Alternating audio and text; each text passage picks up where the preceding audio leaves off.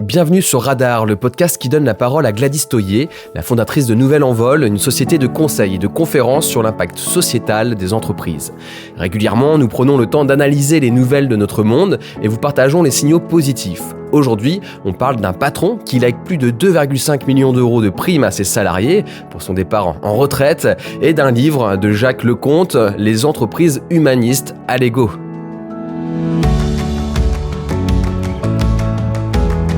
Bonjour Gladys. Bonjour Ambroise. Heureuse de ce lancement du site de Nouvel Envol, c'est tout frais? Très heureuse puisque ça fait presque un an que je travaille sur ce projet qui me tient énormément à cœur. Pour ceux qui me connaissent un petit peu, je suis très orientée vers l'humain et tout ce qui est responsabilité sociétale et environnementale. Donc c'est la consécration avec ce nouveau projet. Donc j'espère que vous serez nombreux à nous suivre et à partager nos contenus.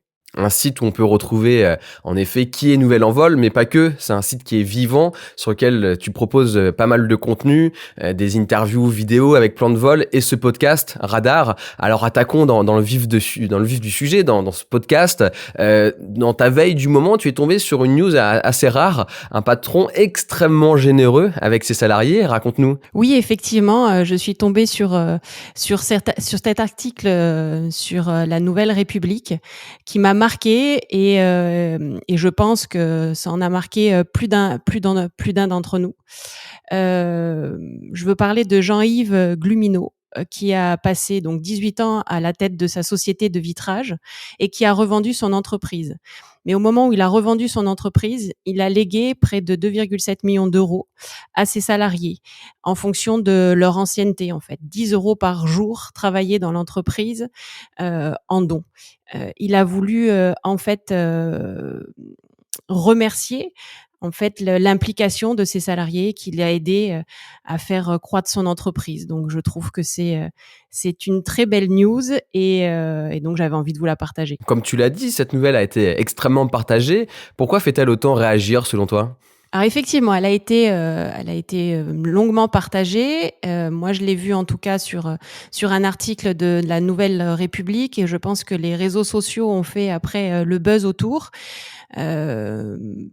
Peut-être parce que les médias n'ont pas l'habitude de parler des bonnes nouvelles et parlent plutôt des mauvaises, malheureusement. Et puis aussi parce que c'est un patron extrêmement généreux. 2,7 millions d'euros donnés à ses salariés, c'est quand même énorme. Donc voilà. C'est clair que c'est pas tous les jours qu'on entend cela. Passons à l'autre news.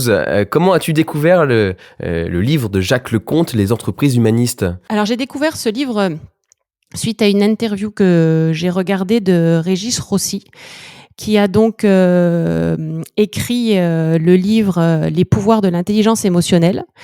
Et dans cette interview, il conseille certaines lectures, dont celle des entreprises humanistes de Jacques Leconte. Et donc ni une ni deux, tu vas chez ton libraire préféré, tu te procures ce livre, tu le lis, et qu'est-ce que tu apprends dans ce livre ?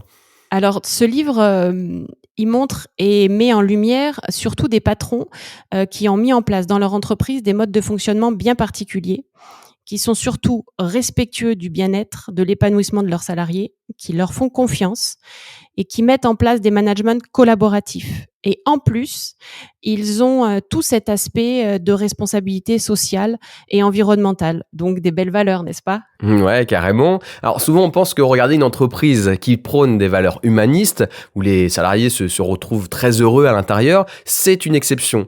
En fait, c'est plutôt l'inverse dans ce qu'on voit dans ce livre. Alors effectivement, Jacques Leconte rappelle qu'on pense à tort que peu d'entreprises sont comme cela et que c'est une erreur. Et que cette erreur provient surtout des médias qui, comme je l'ai dit en première partie de ce podcast, montrent ce qui va mal, notamment les burn-out, les harcèlements, les licenciements, etc., et qui oublient de nous montrer ce qui va bien.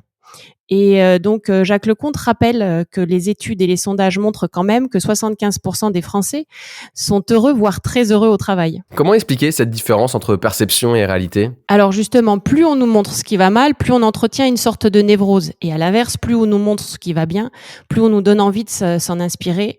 Et ça marche, ça fonctionne pareil pour l'environnement. On le voit bien, on n'arrête pas perpétuellement de nous dire qu'il y a des gros problèmes sur le climat, mais on nous parle pas non plus de ce qu'on fait, des actions qu'on fait positives sur le climat.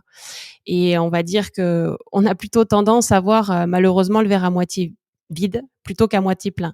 Donc là aussi, j'espère que vous écouterez tous ces podcasts et suivrez Plan de Vol, puisque nous, c'est vraiment le positif qui nous amène à venir vers vous. Alors je te sais une personne très pragmatique, t'aimes bien être dans le concret, donc est-ce que tu peux nous livrer ce que tu as appris dans ce livre qui est applicable très rapidement dans le quotidien d'un entrepreneur ?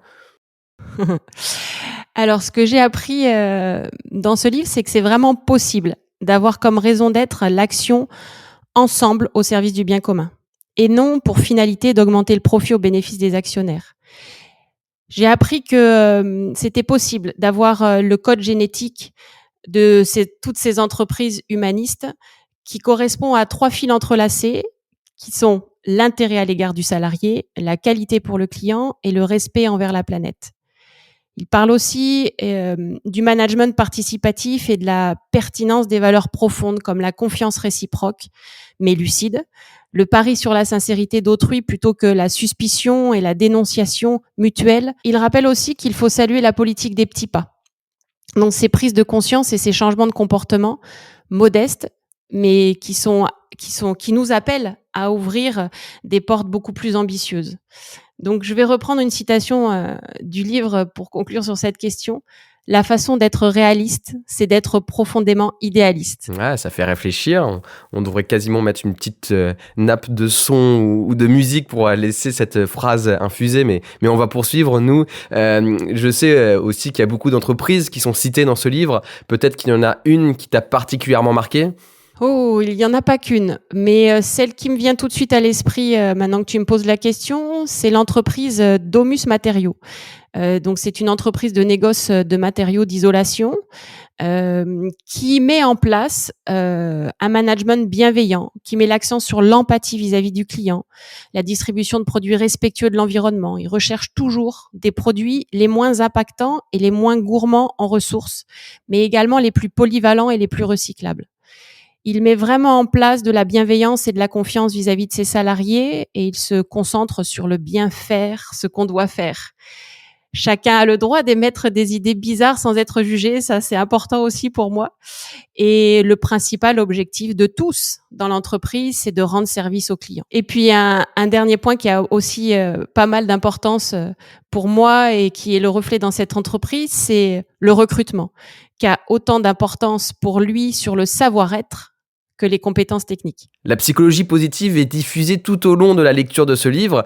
Peux-tu nous expliquer en quoi ça consiste, la psychologie positive dans le monde de l'entreprise ? Alors, la psychologie positive au travail, c'est l'analyse des fonctionnements positifs justement dans le travail. Et il les décrit très bien dans ce livre avec 3 niveaux.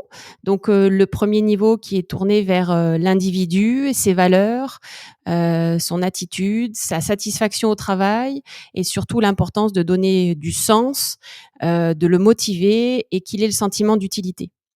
Ensuite, le deuxième niveau, la relation avec autrui, qui est une coopération vraiment de la bienveillance avec l'esprit d'équipe et la confiance réciproque. Et puis le dernier niveau, qui est plutôt un niveau organisationnel et responsabilité sociétale et environnementale, qui est quand même la finalité des organisations et qui permet aussi la gestion de crise. Merci Gladys pour ce partage.